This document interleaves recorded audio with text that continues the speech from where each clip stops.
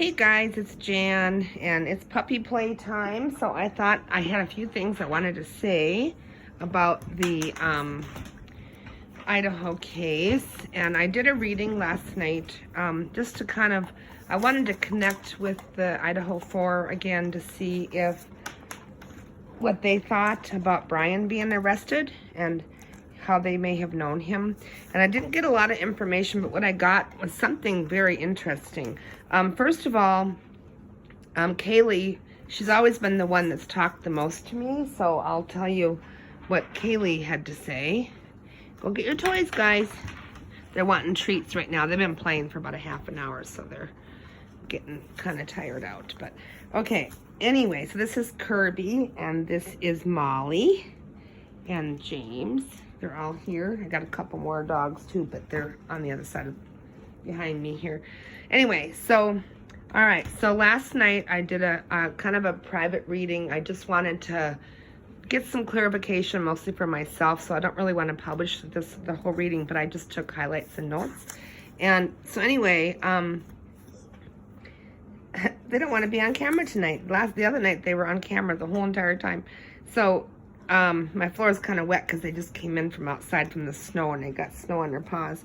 Anyway, so let me start over. So I did this reading on January 8th at about 7 p.m.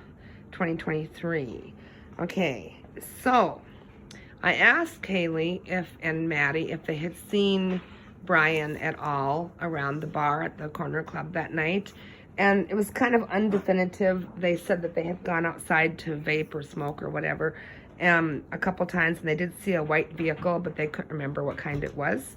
And I know that he left his apartment, I think it was 2:45 that night. And so, but I do definitely feel like he was watching them on that Twitch feed. So if he saw them there at 1:45, he would have had enough time to get ready and head over to their place and be there by 2:45 or whenever it was he got there. So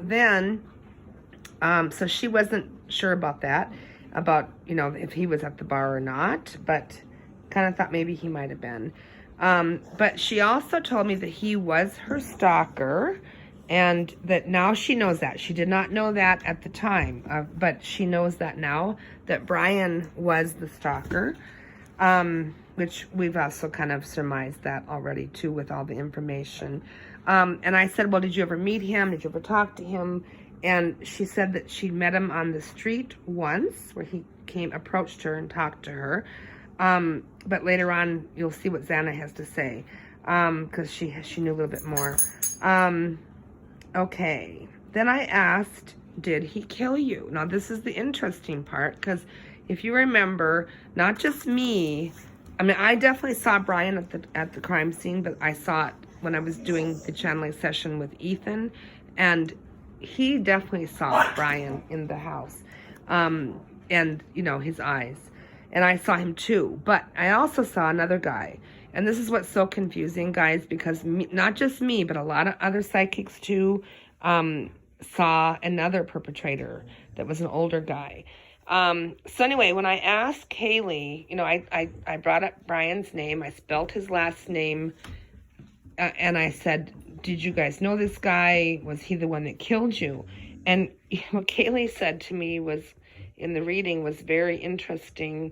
She said he didn't look like that. So now what does that mean? Does that mean that she really couldn't get a good look at him? Was it dark? I'm not sure, but that's what she said. So, and then I asked, were you awake or asleep? And then I got a little information. The way I saw it was Maddie was sleeping.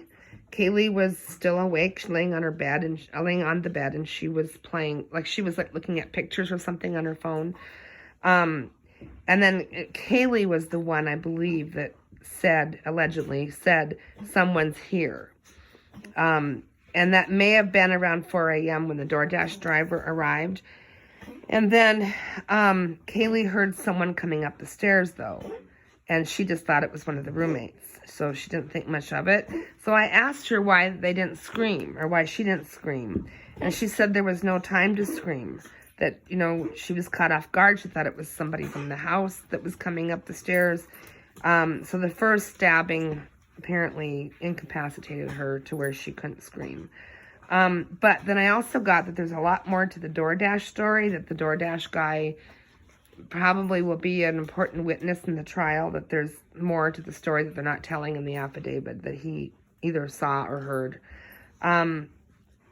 Okay, so now Ethan was interesting. Ethan was very vocal on this reading, and he said that, I said, was Bryan the guy who killed you?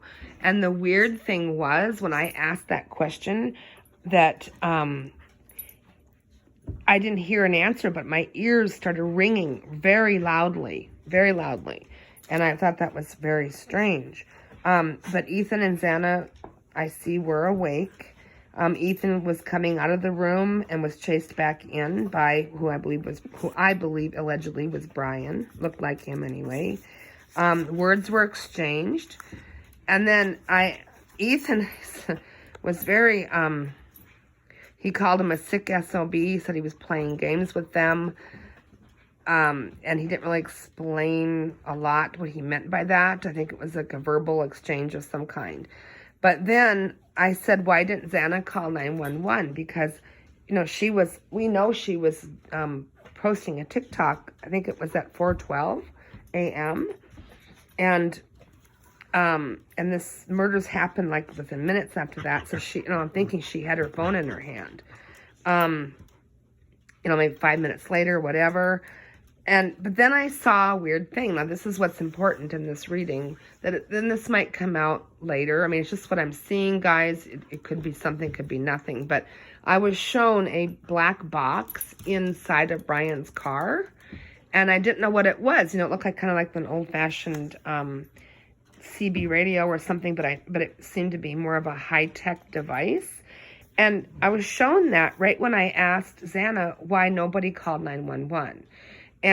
Or why they weren't able to. I know, like on my phone, if I just say, hey, Google, you know, dial that number, or hey, Siri, dial that number, it'll do it. So, you know, I thought that was odd. But anyway, so what I figured out was, I had a question. I thought, is there such a thing as a cell phone scrambler that will get rid of your signal? And I didn't know that there was until after I finished this reading. And then I was talking to a friend of mine, and she said she sent me a link to where you can order these things, and it was like a little black box. So that would be interesting if they found this in his car, or they found it in his apartment. If he did have a cell phone scrambler, that would make sense that he you know, that could have been possibly reason why nobody called 911. Just saying. Might be a reach, but that's what I'm kind of saw. I definitely saw this black high-tech device in his vehicle. Okay, and then I also felt again that, okay, let me back up here. Okay, so I made a notice. Is there a way to scramble the signals? And then, because I saw that black box. Then the statement that's in the arrest affidavit, it said, it's okay, I'm here to help you. I asked who said that. And Xana said the killer said that. Because, you know, I was thinking about this, guys, and I thought, okay, this could be a lot of different things. It could be, you know, it could have been the killer saying it to another killer, if there was two of them. It could have been Ethan saying it to Xana. It could have been a lot of different ways. But when I asked Xana and Ethan who said that, they said the killer said that. And then the figure in black in the kitchen, what I saw in my previous reading that looked like Bryan, but he had all black on and he had that kind of COVID mask over his face. I saw that person, the same figure again in the kitchen, but I didn't see any blood on him. And I didn't see any blood on him the first time either. So I can't figure that out, guys. I don't understand that. But I also felt that pain in my stomach again. And I believe that Xana said he tricked us. But I also see that, I know Xana kicked him in the stomach. I know she did, really hard. Because I felt that same pain in my stomach as I did the last time. Okay, now, Xana said he tricked us.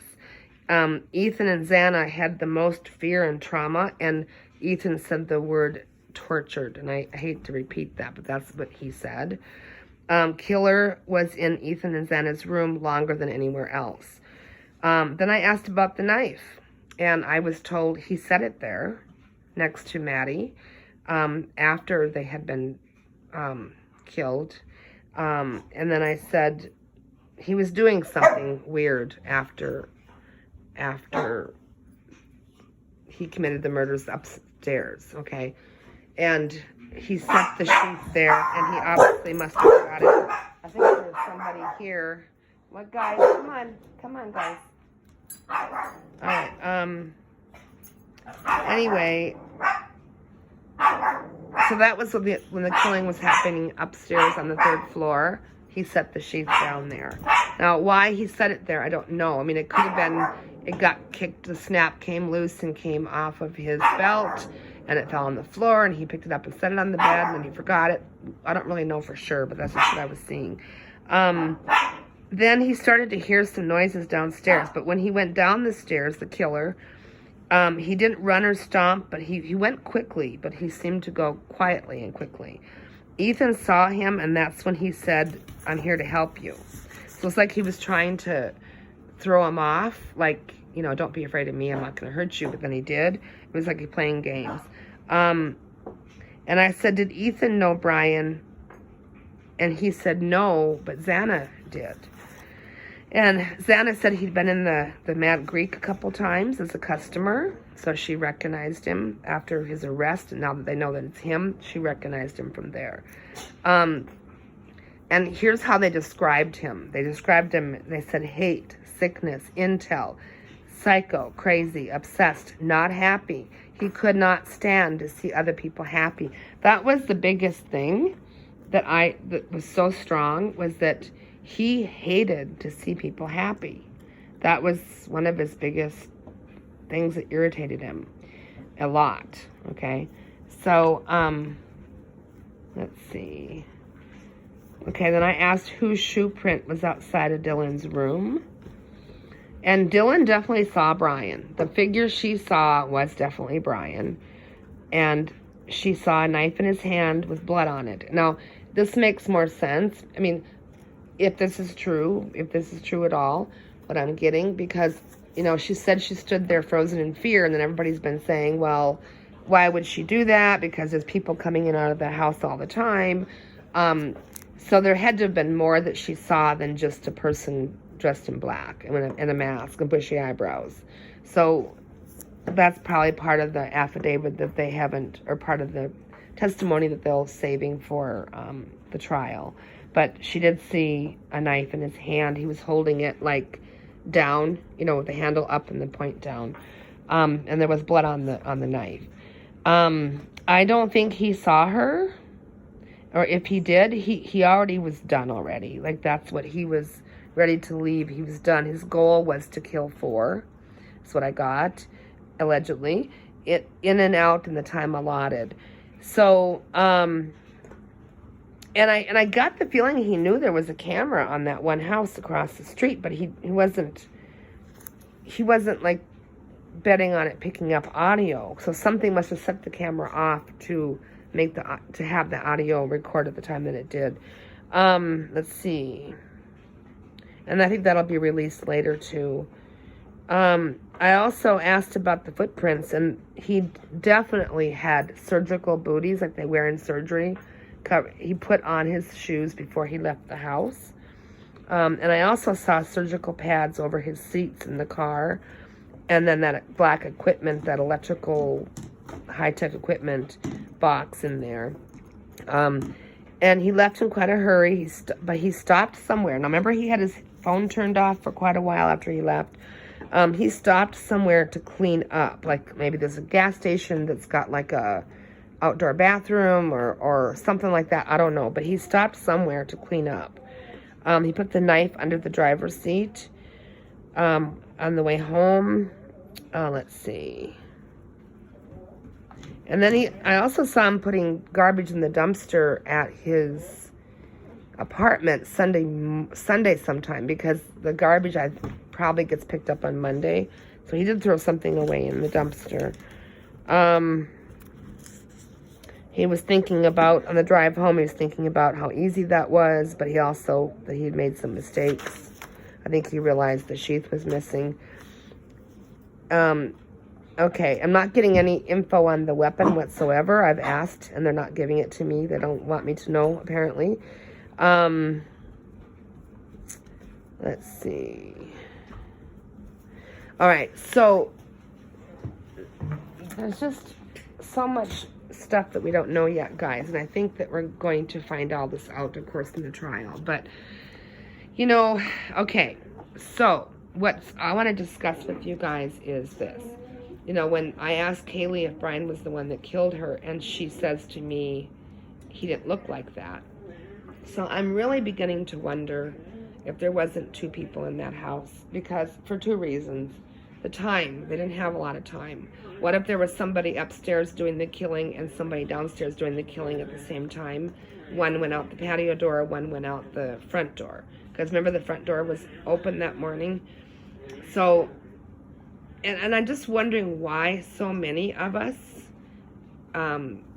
psychics, I mean, a lot of us got some things right and some things seem to be way wrong. You know, like I think I was the first one to get in Kaylee's reading that they were in the same room. And I saw that as I was questioning it. I was like, you know what?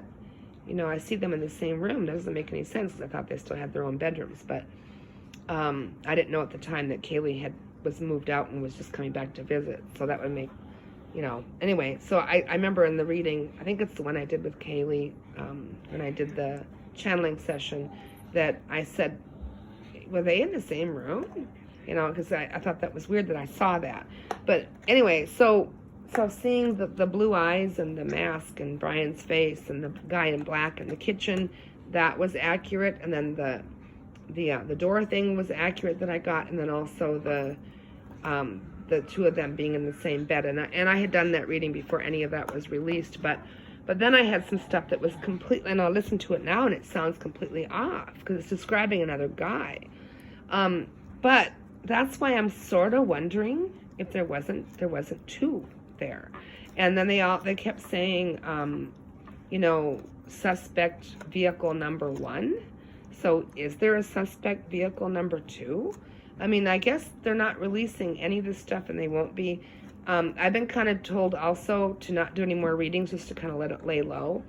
But, you know, and then, and then the thing that a lot of us psychics and tarot readers were getting also was something about bread and, you know, making bread, or the killer. Well, it turns out that, and this was way back in 2011, but Bryan worked at a place called Pizza Girl in Pennsylvania. So it's possible that that's where that came from, because a lot of us psychics had got that too. And anyway, you know, because like I said, you can see past, present, and future in readings, and you can see other things that are clues to other things, and it's very hard to interpret, especially if you're seeing a lot of things at once. Hi, Molly. Hi, Molly. You're so shaggy today. Where's your eyes? You can't see your eyes. She's a big puppy. She's only 4 months old, and she's growing very, very fast. She's a Bernie doodle. So anyway, and Kirby, he found his bone, so he's content now. You got your bone, Kirby? He won't even talk to me when he's on his bone. He's just like, I'm so happy to have my bone.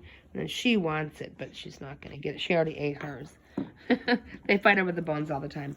Anyway, he'll take it from her, and then she takes it from him, and it goes back and forth. It's kind of cute, actually. Oh, she learned how to catch today. I should show you quick. You want to catch the toy, Molly? You want to catch the toy? Come here, Molly. Come on. Come on, here. Can you catch it? Can you catch it? Ready? Ready? No, go back. Go back. Go back. Come on. Catch it. See, she catches it with her legs.